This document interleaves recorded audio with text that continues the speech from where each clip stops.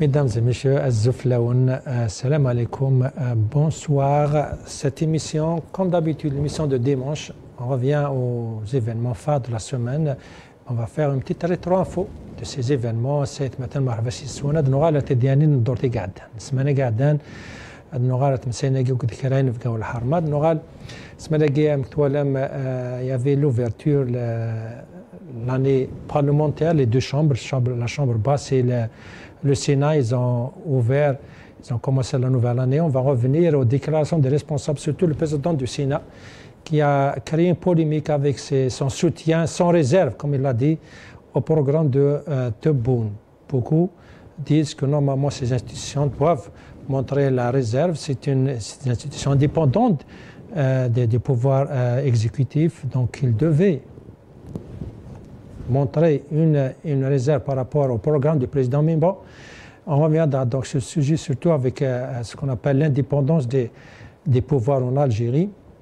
On reviendra puis on va revenir à la situation régionale puisque le Mali officiellement a porté plainte contre l'Algérie auprès de la Cour internationale de justice. L'Algérie a refusé cette plainte. On va y revenir et bien sûr on va revenir à la situation régionale, l'Algérie et les pays voisins. Donc, nous avons le Mali de l'Algérie puisque le Mali a porté plainte contre l'Algérie.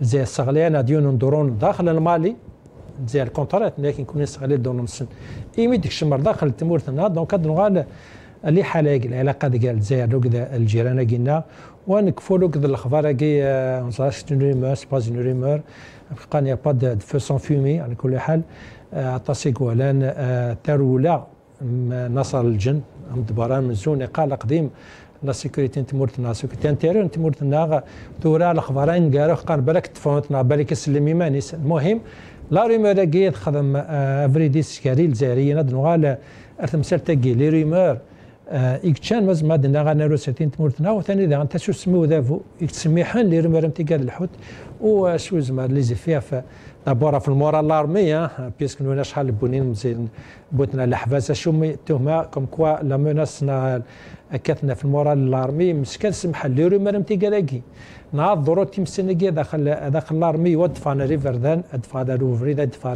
قالوا قدود ادفع دون دومين بيبليك قيل سي بلو غران دونجي بارابور المورال لارمي تاكي يود ثاني بارابور ليماج لالجيري وتيسنا غان لي حاله تمورتنا خاطر عطا سيك تولين لي حاله ياكي ماشي الحاجه اكس فرحا ماشي الحاجه اكس زماننا دي عاون تمورتنا الكونترير إزمادي وتمورتنا غا الحيط دونك مثلا chers téléspectateurs donc on va revenir à ces trois sujets la nouvelle année parlementaire les déclarations la décision du Mali de porter plainte contre l'Algérie bien sûr la fuite puis l'arrestation ou la reddition de Nasser al-Jin restez avec nous.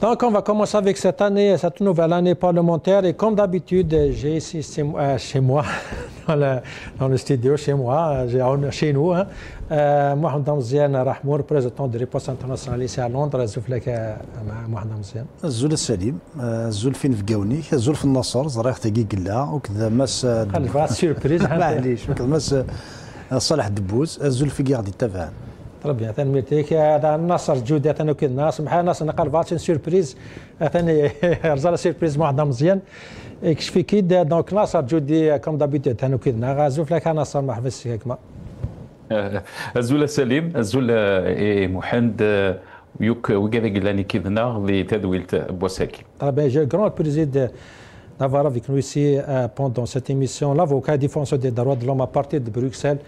صلاح تبوز الزفلك ما صلاح متر صلاح الزفلك مرحبا سي سكاكما الزول à toi et الزول aux téléspectateurs الزول à tes invités مسموح لي مس ناصر الجودي très bien.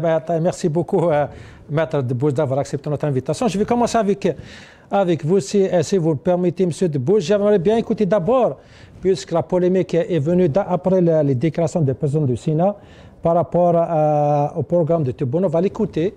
Il l'a déclaré cette semaine et je reviens à vous, M. Debbouze. وردا لجميل الرجل الذي جسد مشروع الجزائر الجديدة المنتصرة، فإن المناسبة تمنحنا الفرصة أيضا لنؤكد لرئيس الجمهورية السيد عبد المجيد تبون بأننا سنظل على الدوام داعمين له ولبرنامجه الطموح ولمشروعه الثري ومساندين للتغيير الذي رسمه ونفذه. Monsieur Salah Debbouze, Maître Salah Debbouze, vous l'avez entendu, le président du Sénat, il a affirmé, il a confirmé, il a insisté sur le soutien du Sénat par rapport au président Tebboune et surtout Rad el-Jamil.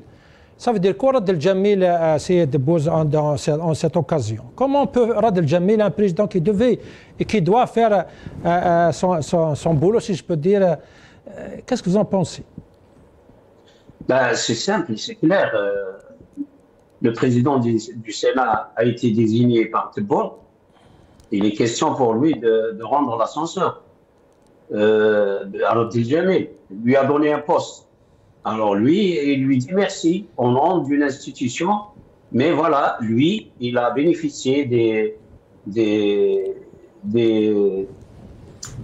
enfin, il a bénéficié de la, on va dire, comme on dit en arabe, à Talo Post, Talo Plaza, il l'a mis dans un endroit confortable. Eh ben, il va lui rendre Jamil. Oui, mais en général, on dit ça entre amis, derrière le rideau, autour d'une table, pour prendre un petit déjeuner, pour prendre un dîner. Ce n'est pas publiquement devant les millions d'Algériens. Et quoi, il n'y a pas de limite. On dit ce qu'on veut, même si c'est peut-être inconstitutionnel de dire ces phrases. Mais la Constitution, c'est la dernière chose que le pouvoir algérien respecte. Je me souviens quand il y avait un des présidents de la première chambre qui avait été élu avec l'appui de Bouteflika à l'époque, Saïdani, voilà. Quand Saïdani avait été élu, la première déclaration qu'il avait faite à l'époque, il a dit « Je remercie le président pour sa confiance ». C'est-à-dire que Bouteflika avait ordonné aux élus, entre guillemets, d'élire Saïdani. Et quand ils l'ont élu, Saïdani a remercié officiellement, directement, Bouteflika de sa confiance qui a été traduite par une procédure de forme, sous forme d'élection, etc. Donc, ça devient une coutume en Algérie. On remercie les gens qui le placent demain. Tebboune, s'il doit remercier quelqu'un, il va dire « Je remercie Chingliha qui m'a maintenu à mon poste malgré toutes les catastrophes que je fais. » Mais M. Debbouze, peut-être quelqu'un d'autre va dire comme que c'est normal. Le Sénat et le Parlement sont là pour soutenir le programme d'un président. Est-ce que c'est ça leur rôle, c'est de soutenir, de l'encourager, ou ils ont d'autres missions constitutionnellement? Non, mais j'ai commencé à dire la Constitution, c'est la dernière chose que les autorités algériennes respectent. J'ai écrit un post, ça fait 2 jours, pour dire que les grands bandits, qui sont les Algériens, enfin les autorités algériennes, veulent apprendre aux petits bandits, qui sont les autorités maliennes, c'était à l'occasion du communiqué du ministère des Affaires étrangères qui traitait les Maliens, le pouvoir malien de junte militaire. Alors, qui dit dans son communiqué qu'ils n'ont pas respecté la Constitution en renversant un président. Quelqu'un qui devenait, un régime qui devenait vraiment un expert dans les coups d'État et dans la confection des constitutions et le non-respect des constitutions qu'il confectionne lui-même, il veut apprendre à un petit apprenti au sud de l'Algérie comment faire pour respecter la Constitution. C'est une coutume en Algérie d'écrire une Constitution, de ne pas la respecter. On dirait qu'il trouve du plaisir à trouver la moindre occasion pour ne pas respecter la Constitution. C'est-à-dire, aujourd'hui, nous avons en Algérie, c'est toutes les institutions qui ne respectent pas la Constitution, et il n'y a que le pauvre petit peuple, petit je dis petit parce qu'il n'est pas puissant, qui est obligé de, pas seulement de respecter, mais on lui colle des accusations, on le met en prison sous prétexte de violations de lois qui sont très larges et qu'il n'a jamais violées. On les interprète, voilà, article 87, tu as dit bonjour, bon, le bonjour n'a pas été dit, il a été dit d'une façon qui peut porter atteinte à l'unité nationale, tu vas en prison. Mais aller à l'article 102, dire qu'un président est en bonne santé alors peut-être qu'il n'entend même plus et qu'il ne distingue même plus ce qui se passe autour de lui. Non, ça, c'est pas une violation.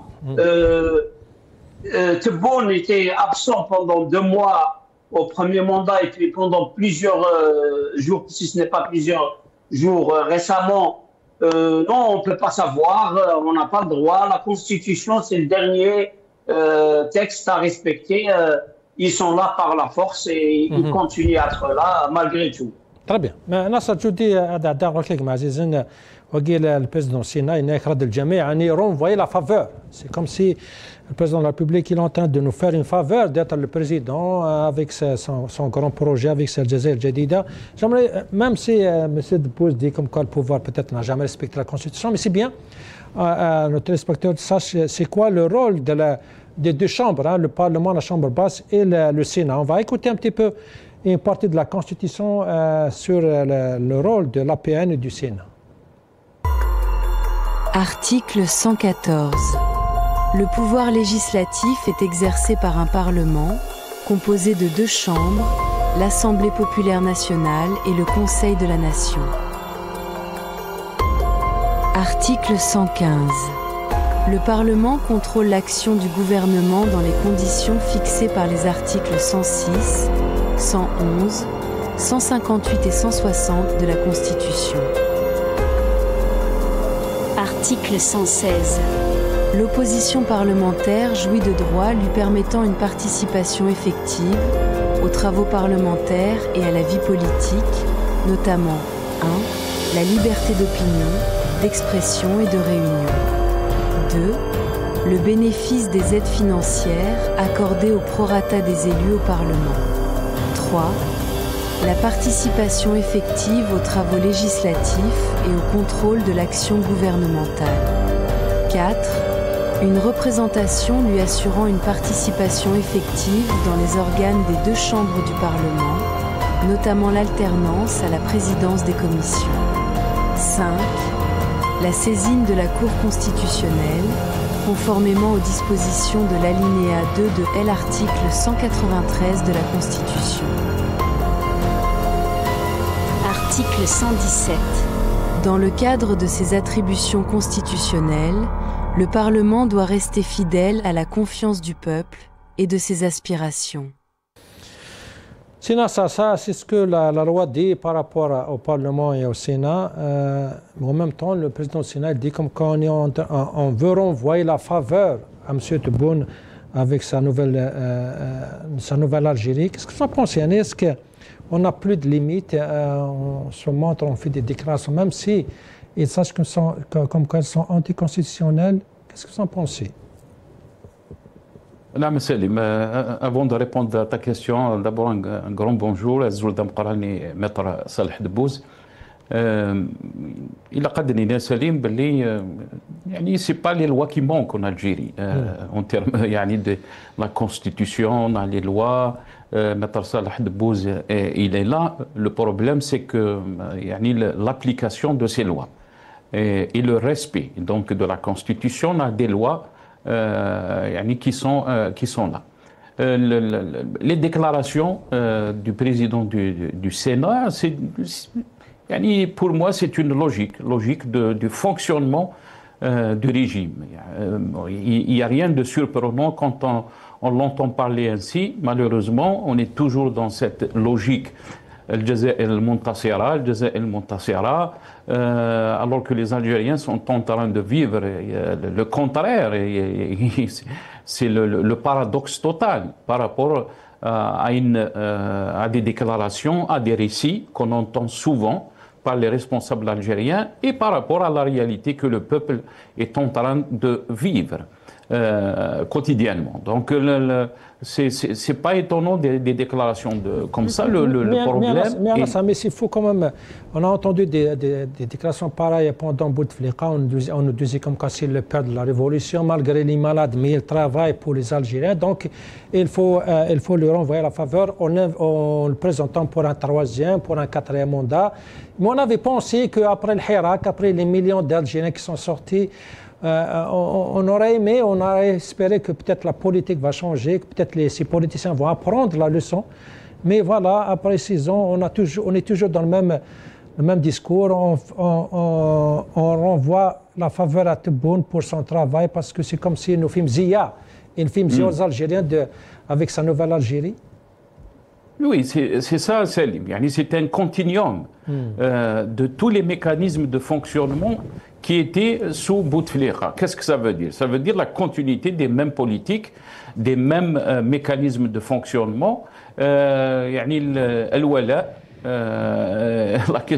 politique de l'Ouala, si on est placé dans un poste, vous allez entendre le ministre ou le responsable ou l'ouali qui va dire que des choses positives. Et malheureusement, c'est ça le danger, Salim. C'est ce que je voulais dire, c'est que le problème, c'est qu'on ne peut pas continuer à gérer l'Algérie et dire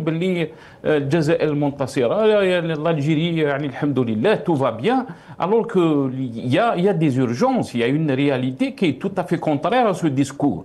Et si on n'arrive pas à prendre conscience de cette situation, c'est qu'on est en train d'exposer le pays tout entier. On n'a pas le droit de faire des critiques, on n'a pas de dire qu'il y a des problèmes, on n'a pas le droit, si on critique la politique donc, du régime, du pouvoir, on va se retrouver dans des difficultés, on va se retrouver peut-être poursuivi en justice. S'il y a un journaliste qui va essayer de mener une enquête, qui va essayer de comprendre par exemple, et on va en discuter, il est où Nasser el-Djen? Si vous allez vous poser cette question en Algérie, vous allez en prison tout de suite. Donc ce manque de débat, ce manque de critique et ce manque de poser les vraies questions expose notre pays. Le problème, c'est que c'est des responsables qui voient très bien, tu l'as dit à Selim, que le peuple algérien est sorti pour dénoncer ces politiques qu'on a vu pendant l'ère Bouteflika, Rabbi Rahmou, 20 ans. On a vu qu'est-ce que ça a donné après. Malheureusement, c'est que le problème, c'est que la situation c'est compliquée. Il y avait de la corruption sous l'ère de Bouteflika, il y avait de la médiocrité, il y avait quand même un espace, si on peut le dire. Il y a des gens même, malheureusement, qui disent qu'ils regrettent le temps de Bouteflika. On est arrivé à ce point-là, Selim, c'est de regretter en termes de liberté. Il faut avouer qu'il n'y avait pas des chefs de parti qui étaient emprisonnés, il n'y avait pas des associations qui étaient dissoutes, alors qu'on est en train de voir depuis 2019 une chape de plomb qui s'est abattue sur tous les militants politiques qui s'opposent à ce régime, sur tous les militants des droits de l'homme, même les gens qui sont dans le syndicalisme, ils se retrouvent en prison. Donc la question qui revient souvent par les gens qui ont un peu de sens, qui essayent de dire, Yaoudi, on ne peut pas continuer à gérer notre pays de cette façon. Très bien, Mohamed Messiane, Rahmoun, j'en viens à toi. D'abord, qu'est-ce que tu en penses quand un président de Sénat qui est supposé respecter la Constitution, qui est supposé connaître les lois, déclarer des phrases comme ça, renvoyer la faveur, on est jusqu'au bout avec ton programme, même si c'est vrai que tout le monde connaît, tout le monde sait que personne ne respecte la Constitution, sauf quand ils veulent la respecter ou peut-être pour la détourner de son sens, mais quand même des déclarations comme ça publiquement, ça veut tout dire. C'est pas... Premièrement, il faut aller aux origines même de notre système, le système algérien. c'est-à-dire comment qu'il est confectionné, pourquoi nous sommes arrivés à cette situation. Et comment que le régime algérien s'est doté des moyens purement techniques pour assurer la situation telle qu'elle est. Premièrement, comme l'a souligné Mas Salah Debbouz ainsi que Mas Nassar, il ne faut pas s'en étonner parce que c'est un régime qui ne respecte pas sa propre constitution. Il ne l'a jamais respecté et en même temps, rappelons qu'il y avait même, après juste le coup d'État de 1965, l'Algérie est restée sans constitution. Donc déjà, nous avons dans la tradition de notre pays des moments d'histoire où la constitution n'avait aucune valeur. Et même quand elle existait, elle n'était pas respectée. Ça, en même temps, il y a un autre paramètre, n'oublions pas, c'est que l'Algérie, juste après l'indépendance, elle a choisi une orientation telle que les pays socialistes. Par exemple, les pays du bloc, oui, malgré qu'il vous dit que nous sommes un pays non aligné, mais sur les politiques économiques, sur l'organisation, etc. Et même beaucoup de militaires étaient formés, surtout dans le renseignement, au KGB. Donc, si vous voulez, il y a toute une mentalité qui fait que la Constitution est un chiffon de papier, qui est utilisé bien évidemment dans certaines situations, mais réellement, quand on parle par exemple à la séparation des pouvoirs, aux libertés, vous allez remarquer qu'elle n'est pas respectée. Et je tiens par exemple à donner quelques exemples concrets. Si on prend le préambule de la Constitution, qui est aussi, il est dans la Constitution et il est souligné que ce préambule fait partie intégrante de la présente Constitution. Dans le préambule, qu'est-ce qu'il dit ? Alors, par exemple, la Constitution est au-dessus de tous. Elle est la loi fondamentale qui garantit les droits et les libertés individuelles et collectives, protégeant le principe des libertés de choix, etc., etc. Après, réaffirmons que la Constitution permet d'assurer la séparation et l'équilibre des pouvoirs. Voilà, ça c'est le préambule. Et quand vous allez, après, sur le plan technique, vous allez partir au titre 3, dans l'organisation de la séparation des pouvoirs, etc. Et quand vous allez essayer maintenant de traiter du Parlement, qui est constitué de deux, donc ce qu'on appelle l'Assemblée populaire nationale et le Conseil de la Nation. Le Conseil de la Nation, par exemple, il est constitué de membres, mais dont un tiers est choisi par le président. Chaque wilaya doit donner, si vous voulez, doit être représenté par 2. Donc, un issu de la PIOUI et bien sûr un issu des assemblées populaires communales. Mais dans le contexte algérien, vous allez remarquer que principalement, pratiquement tous ceux qui viennent au Sénat, ce sont des partis proches du pouvoir. Pourquoi je dis ceci? Ça veut dire que le jeu politique est biaisé. Donc ceux qui viennent au Sénat, donc si vous voulez le président du Sénat, il parle en connaissance de cause. Quand il parle, effectivement, il est président du Sénat, mais il sait que tout le reste derrière lui, ils sont d'accord. Parce que le jeu politique est biaisé. C'est-à-dire c'est comme c'est une évidence. Mais ça confirme ce que la population dit, comme quoi les parlements sont de conquête vite et c'est Jean Carroll. Le système s'est doté d'instruments qui permettent sa pérennité, de se pérenniser, qui permettent l'exercice politique tel qu'il l'entend. Parce que si vous allez créer des contre-pouvoirs, c'est-à-dire des voix contradictoires, si vous allez par exemple essayer de malmener le Premier ministre, si vous essayez de remettre en cause certaines politiques publiques, etc., le régime algérien ne veut pas de cette tendance. Donc il est antidémocratique parce que la démocratie, en fait, lui est antinomique. Si, je rajouterai quelques éléments. Si on prend la nature du régime, son ADN, vous allez remarquer que l'utilisation de la force revient souvent. Vous allez remarquer la peur, l'instrumentalisation de la peur. La recherche constante pour un ennemi, interne ou externe, et la bipolarité. À chaque fois, il cherche un courant pour qu'il puisse se dire qu'il est nationaliste, il est pour le socialisme, il est pour... etc. Donc c'est un système il est confectionné dans ce sens. Et c'est pour ça qu'à un moment donné, vous allez vous poser la question, est-ce que le système algérien a une odeur? Intrinsèquement, il est militaire. Mais il se dote de coquilles, telles que la bipolarité, je dis que si, en s'orientant vers des politiques de gauche, de droite, etc. Mais toujours la force est toujours utilisée. La peur est un instrument de pouvoir. D'ailleurs, on va en parler aujourd'hui quand on va aborder le dossier malien. Et bien évidemment, comme je dis, je parle d'instrumentalisation, donc la peur, la force, la bipolarité. Les ennemis de l'intérieur. L'ennemi intérieur et extérieur, que ce soit en Algérie ou à l'extérieur. Donc, le système qui sont faits comme ça, et vous allez remarquer par exemple, en comparaison, les systèmes fascistes ont utilisé des méthodes similaires. Le système soviétique a utilisé des méthodes similaires. Les systèmes généralement autoritaires, ils cherchent toujours à utiliser ce genre de méthodes, premièrement pour se pérenniser, pour rester au pouvoir, mais dans cette situation actuelle nous vivons, où il y a des mutations extraordinaires et bien évidemment des transformations sociologiques importantes au sein de la société, cette politique a atteint sa limite. Et tout ce qu'on est en train de voir, il s'agit maintenant d'une très mauvaise adaptation à la réalité, qu'elle soit interne en Algérie, qu'elle soit externe. Et c'est pour ça qu'il y a trop d'erreurs, c'est parce qu'ils n'arrivent plus à suivre. Et logiquement, s'il y avait de la cohérence, et j'espère, toujours nous appelons à ce que le régime puisse revenir en arrière, ils doivent tout simplement s'adapter à la nouvelle situation et accepter ce changement. Parce que quand on parle de peur, même le système lui-même, il a peur. Et une autre remarque, par exemple, quand on prend pourquoi le système algérien a fait d'un président un véritable monarque. Parce qu'en fait, sur le plan de la Constitution, vous allez remarquer, après on va parler... Il a que les pouvoirs. C'est un véritable monarque.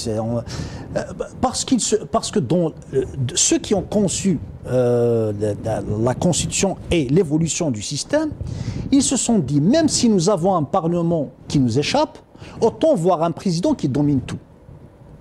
Alors que réellement, s'ils voulaient construire donc des représentants du peuple qui tiennent leurs fonctions sérieusement, compétents, ils peuvent apporter un débat contradictoire, ils peuvent apporter beaucoup d'améliorations dans le vécu de la société, ils ne seraient pas obligés de réfléchir ainsi. Au contraire, le Parlement va aider la vie politique nationale. Mais justement, ils n'ont pas investi pour qu'il y ait ce qu'on appelle un environnement politique sain, une expression libre, un débat contradictoire, un esprit critique. Et c'est pour ce faire qu'à chaque fois on critique l'éducation. Parce que c'est tout un tout. Pour avoir une société vivante, une société qui produit, sur tous les plans, il faut tout un système. Et le changement du système est une nécessité. Très bien. Mais pour finir avec ce chapitre, je reviens voir Maître Debbouze avec cette déclaration de Bourali, la personne de la PN. J'aimerais bien comprendre, parce qu'on parle beaucoup de nationalisme, le wataniya, le watan, il faut apprendre aux jeunes le nationalisme. J'aimerais bien écouter Bourali ce qu'il a dit à propos de ce nationalisme et qu'il a relié au Harraga. On l'écoute. ومن أخطر هذه التحديات ما تواجهه شريحة من شبابنا إلى جانب آفة المخدرات والمهلوسات حملات تضليل وتغيير تصور لهم الهجرة غير الشرعية كخلاص وتخفي عنهم واقعا مظلما تترصد لهم فيه شبكات الاتجار بالبشر والموت في عرض البحر. إن شباب الجزائر هو أقوى أسلحتها في مواجهة التحديات ومن واجبنا استثمار هذه الطاقات وغاص روح المسؤولية والمواطنة كما فعل المجاهدون بالأمس الذين ضحوا لأجل وطن حر ومستقل. Monsieur Maître Debbouze, vous l'avez entendu, غرس روح المسؤولية والوطنية. Les jeunes ceux qui sont en train de s'enfuir pour peut-être une meilleure vie. Voilà, ils ne sont pas nationalistes, il faut leur apprendre ce que le nationalisme, ce que روح الوطنية. Ça veut dire quoi, Monsieur Debbouze? Le nationalisme pour ce genre de dirigeants, c'est aimer le pouvoir, aimer les dirigeants, les idoles, c'est-à-dire les prendre pour des idoles. Ce n'est pas aimer la patrie, c'est aimer les dirigeants et accepter leur autorité absolue et ne pas discuter même de leurs fautes. C'est-à-dire, pour ce genre de dirigeant, quand un jeune voit une faute, c'est qu'il n'a pas compris que c'est tué. Il n'a pas compris. Même si vous le tuez, c'est dans son intérêt. J'ai vu un ministre, quand il y a eu les émeutes de Rebdaya à l'époque, un ministre s'était déplacé à Rebdaya et des gens, justement, ce président de la PN, il est issu de Rebdaya, peut-être qu'il fait partie de cette école qui avait exprimé à Belaïs que les victimes d'une violence de l'époque, il a dit, Belaïs a dit, j'étais étonnamment surpris par le degré de nationalisme de ces gens qui m'ont dit que nous considérons les victimes comme Korban el-Watan, nous les avons offerts à la patrie. Et c'est ça le sens de nationalisme de ce genre de dirigeants, c'est-à-dire tuer des innocents qui sont partis soit travailler peut-être ou défendre leurs biens. Ils se sont retrouvés dans des situations d'insécurité totale par la faute d'une mauvaise organisation de l'intervention des services de sécurité. Dire merci pour être tué pour ça, c'est ça le nationalisme que prend ce genre de dirigeants. Donc, en fait, discuter de ce que peut changer le pouvoir dans ces textes pour convenir aux gens, aux citoyens, je pense que c'est attendre quelque chose qui n'arrivera jamais. Dans toutes les organisations démocratiques et à travers l'histoire dans le monde, c'est les peuples qui imposent les règles de jeu. Ils n'attendent jamais que les dirigeants leur offrent quoi que ce soit. Ils peuvent vous écrire des textes extraordinaires, mais si ça ne vient pas de la base, si vous n'imposez pas votre rapport de force en tant que base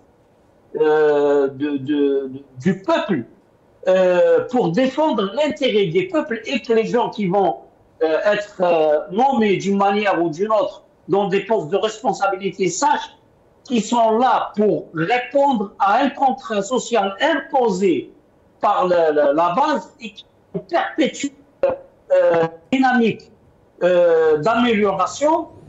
Si n'est pas mis en place de cette manière, et en Algérie, on n'a pas encore eu l'occasion de le mettre en place. On a eu l'occasion de chasser un colonisateur. C'est vrai qu'il y a eu une élite qui avait organisé la révolution, mais qui a été soutenue par l'ensemble du peuple.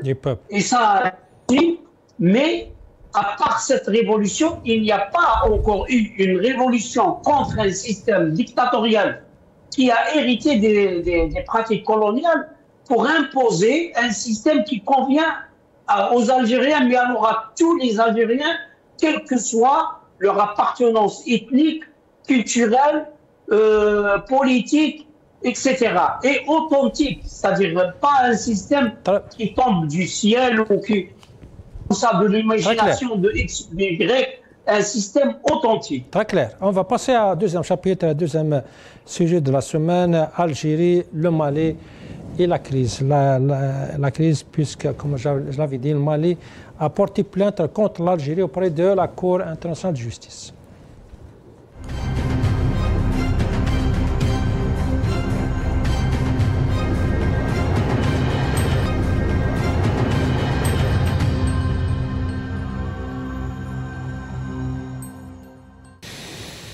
Donc, le Mali a décidé de porter plainte contre l'Algérie. L'Algérie a répondu en refusant cette décision. D'abord, on va écouter le communiqué. On va revenir un petit peu en arrière. On va écouter le communiqué plutôt le communiqué de ministre des Affaires étrangères algérien. La réponse de l'Algérie par rapport à la décision du Mali. On l'écoute.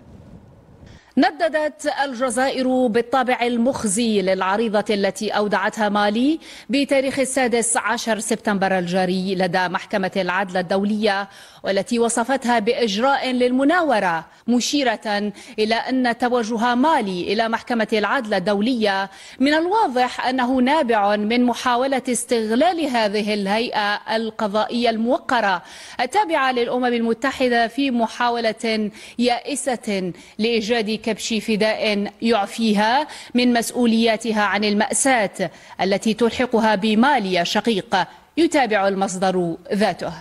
وخلص البيان إلى التأكيد على أن الجزائر ستخطر محكمة العدل الدولية في الوقت المناسب برفضها هذا الإجراء للمناورة. Le communiqué est très clair. L'Algérie refuse cette décision du Mali et elle ne va pas accepter l'arbitrage de la Cour internationale de justice, c'est encore une nouvelle étape de l'escalade de la crise entre Alger et Bamako, malgré que Alger a toujours rappelé comme quoi le Mali c'est nos frères et que pourtant le Mali elle entre dans je peux dire c'est un voisin, on a toujours été voisins et que l'Algérie comme quoi il a été toujours considéré comme un grand frère. Ouais. Comment ça se fait qu'on est arrivé à ce point, on est arrivé jusqu'à la Cour internationale de justice? Et justement, il y a une forme de paternalisme qu'il faudra enlever. Les pays sahéliens, c'est des États souverains. Ils peuvent prendre des décisions différentes et des intérêts différents. Mais puisqu'on parle du Mali, si vous prenez le premier communiqué, juste après l'affaire du drone, je ne vais pas le lire intégralement, juste je vais prendre quelques idées. Tu veux qu'on l'écoute? On va l'écouter, si tu veux, le communiqué du Mali portant plainte contre l'Algérie. Okay. On va écouter une partie de ce communiqué et je reviens à toi, Sir Hamou.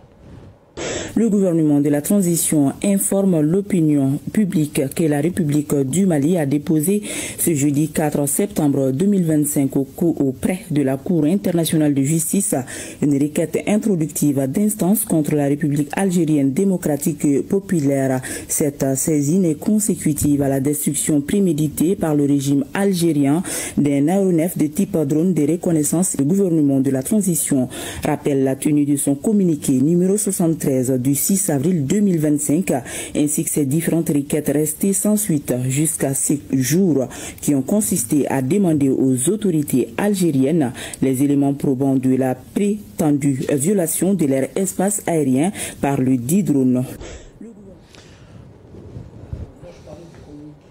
Du 7/4/2025, juste après que après que le drone a été c'est ça, juste après l'incident. Le drone a été abattu dans la nuit du 31 au 1er avril. Okay. Laissons 2025. Ce qui est sûr et certain, moi j'essaie d'essayer d'autres objectifs. Le régime du Mali, je le considère un régime putschiste et le régime algérien, il est illégitime. Qu'on soit bien d'accord. Okay.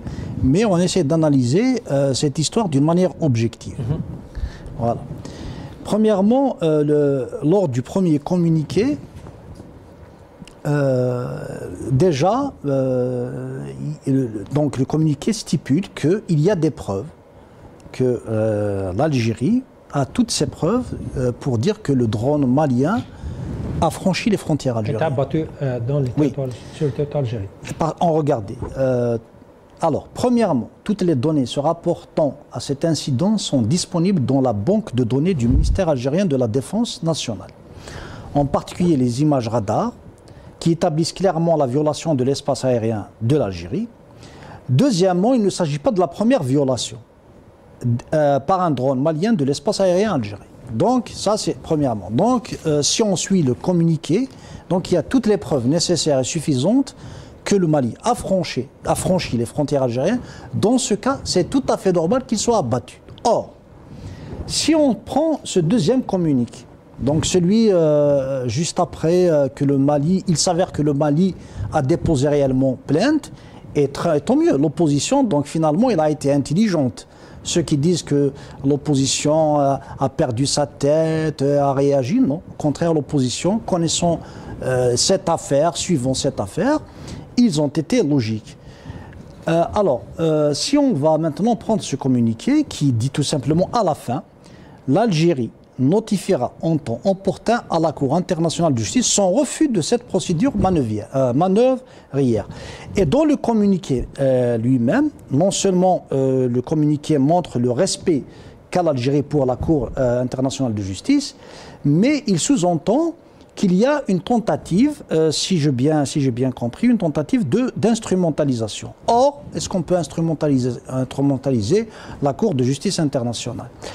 Et si on prend par exemple aussi, je vous donne un cas qui m'a alerté, c'est celui, regardez par exemple, cette affaire est toute récente, c'est l'affaire de la Russie, les Pays-Bas et l'Australie. Alors, la Russie dépose une requête contre l'Australie et les Pays-Bas par laquelle elle fait appel d'une décision du Conseil de l'OICI. C'est quoi l'OICI? C'est liées donc à l'aviation. Bon, pour ceux ou celles qui veulent s'intéresser, ils peuvent retrouver tout ça dans le site de la Cour de justice internationale. L'essentiel, pourquoi je donne cet exemple? Un pays tel que la Russie, qui n'est pas un pays qui est de la liste de ceux qui reconnaissent dès le départ la compétence de la justice internationale, mais qui a le droit de déposer une requête, fait référence donc entre en litige avec l'Australie et les Pays-Bas, et en même temps, c'est un pays autocratique, parce qu'il pense qu'il a tout simplement toutes les preuves nécessaires et suffisantes pour remettre en cause ce que l'OACI a décidé dans le litige qui le lie aux Pays-Bas et à l'Australie. Donc, quand on suit ce que le Mali fait, ce que la Cour de justice internationale fait communiquer, et ce qui a été dit par le ministre des Affaires étrangères, on sent qu'il y a un malaise au sein des autorités algériennes. Pourquoi je dis qu'il y a un malaise? Parce que s'ils avaient des preuves réelles que le drone a été abattu dans le territoire national, ça va être un discrédit total pour le régime malien. C'est un discrédit total. Et ça va être une victoire diplomatique importante pour l'Algérie, sans aucun doute. Parce qu'un pays tel que la Russie, parce que je peux vous donner la liste des pays qui sont... Donc, à ton avis, ils auraient dû aller à la Cour internationale et prouver comme quoi le Mali c'est à tort. Quand on a des preuves formelles qu'un pays qui vous attaque et que vous pouvez démontrer le contraire et le diffamer internationalement, cette junte militaire qui est déjà discréditée du fait du putsch, elle va recevoir la plus grande claque de sa vie et l'Algérie va être valorisée complètement. Donc le fait de ne pas y aller, cela donc renforce le doute qui existe déjà, et n'oublions pas que sur le plan si vous voulez, symbolique, le Mali vient de marquer un point sur le plan symbolique.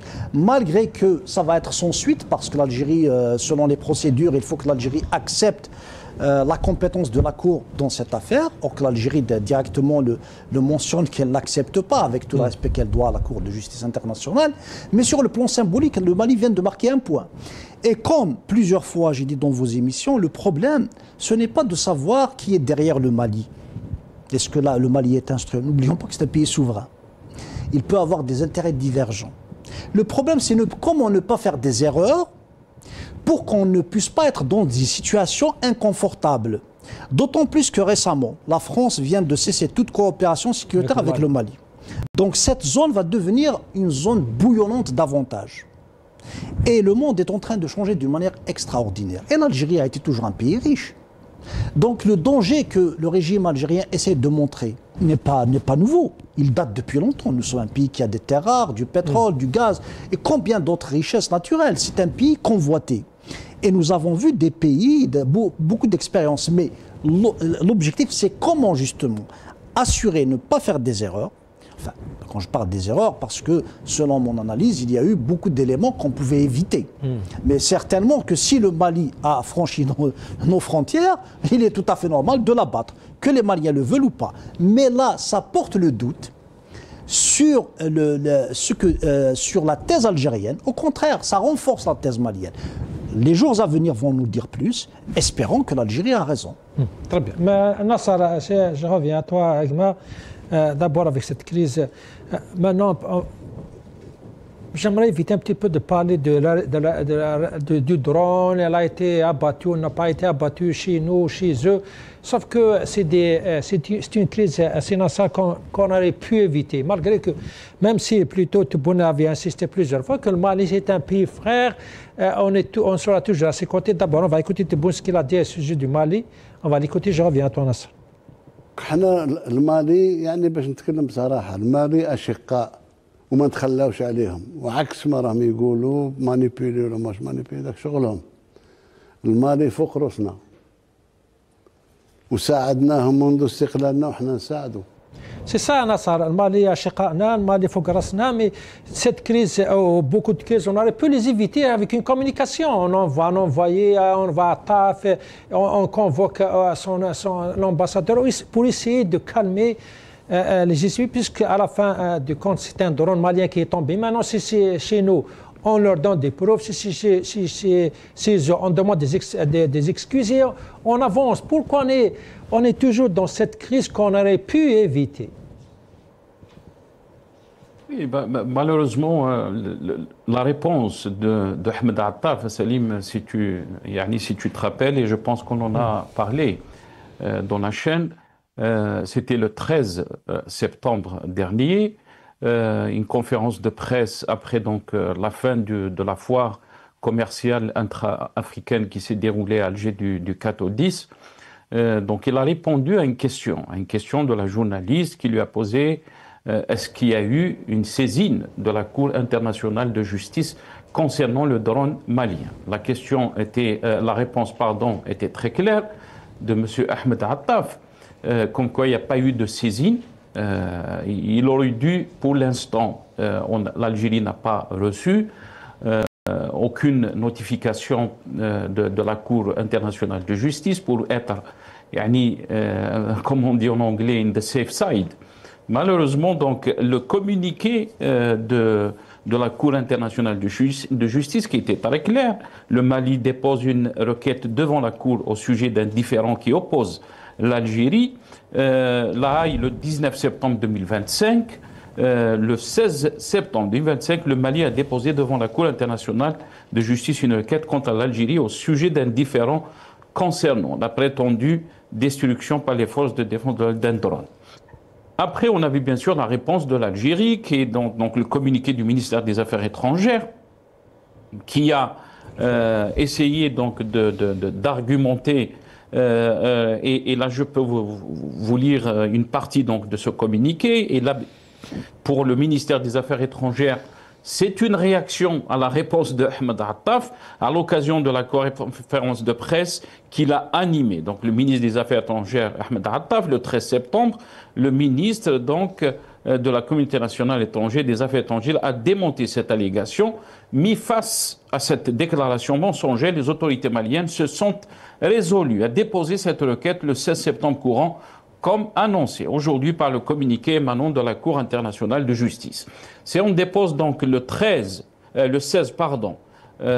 cette requête contre l'Algérie, ça veut dire que ça a pris 3 jours et on sait très bien, Selim, la lenteur quand il s'agit aussi de ces procédures au sein des institutions internationales.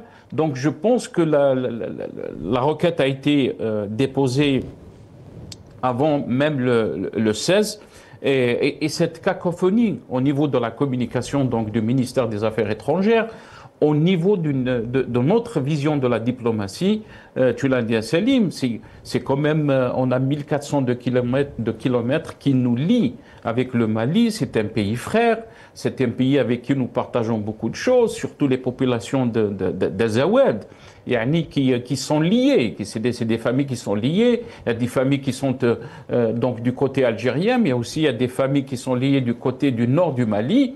Donc la question se pose, pourquoi on n'a pas essayé donc de résoudre cette crise? On sait très bien qu'il y a de différends, on sait très bien aussi que on ne peut pas dire que seulement le côté algérien qui est responsable de cette crise.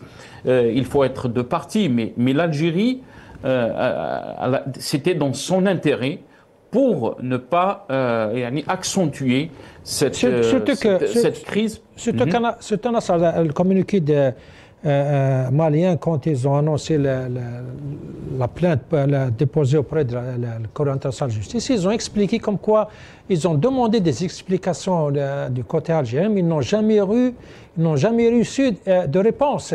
C'est le manque de communication. Je crois qu'on aurait dû calmer les jeux au lieu d'arriver à un point où on va dire comme quoi le Mali elle entre dans le jeu de déstabiliser l'Algérie, ou elle entre dans le jeu des étrangères, au moment où nous on aurait pu être les vrais joueurs dans cette région. Maintenant, sincèrement, si le drone est rentré dans les territoires algériens Salim, je pense que l'Algérie a le droit aussi d'agir et d'essayer de protéger les territoires algériens. Bien sûr, je ne parle pas de ce droit, mais je parle de l'explication. Expliquer aux Maliens pourquoi on a fait absolument. En tous les cas, du côté algérien, on est en train. L'explication était là. Ça veut dire les données sont là par rapport au radar. Donc, qui a traqué ce drone. Et pour le côté algérien, ils ont les raisons pourquoi donc, ils ont abattu ce drone. Et le problème, c'est que, tu l'as dit, c'est la communication. C'est que on est dans cette logique d'une démocratie de Terre-Nent. C'est qu'on est en train de qualifier le régime de Bamako de régime d'une junte militaire. Déjà là, on est en train de fermer la porte à toute discussion, à tout apaisement. Et malheureusement, cela ne fera que accentuer cette crise qui est entre le Mali et l'Algérie, et surtout le côté du Sahel, qui est c'est une région très instable. Et on n'a pas besoin d'avoir une région qui est instable, surtout ce qui s'est passé avec la Libye. L'Algérie, elle était en retrait. On sait très bien maintenant, malheureusement, ce qui se passe en Libye. Beaucoup de players, beaucoup de grands pays sont en train de s'immiscer dans la politique de la Libye, alors qu'on est les premiers concernés de ce conflit, de l'instabilité de ce pays. Donc là se pose la question. Il y a un autre point aussi, Selim, qui est très important. C'est la première fois que l'Algérie a été montrée du doigt comme ça dans des grandes institutions internationales. C'est l'image de l'Algérie. Malgré que la compétence de l'Algérie, je ne pense pas que cette requête va se poursuivre, puisque l'Algérie n'a pas accepté la compétence de la Cour.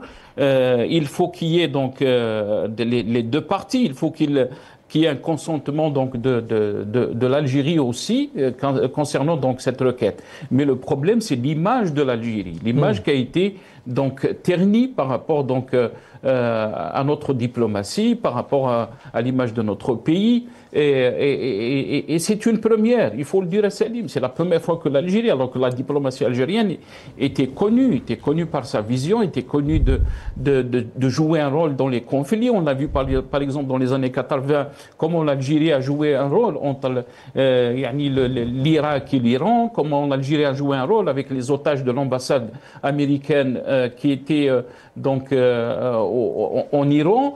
Donc l'Algérie, malheureusement, quand on voit cette requête du Mali contre l'Algérie, c'est son image avant que ce soit une procédure au niveau de cette institution. Absolument. On va essayer de passer maintenant au troisième sujet, mais après cette petite pause, et on revient à vous.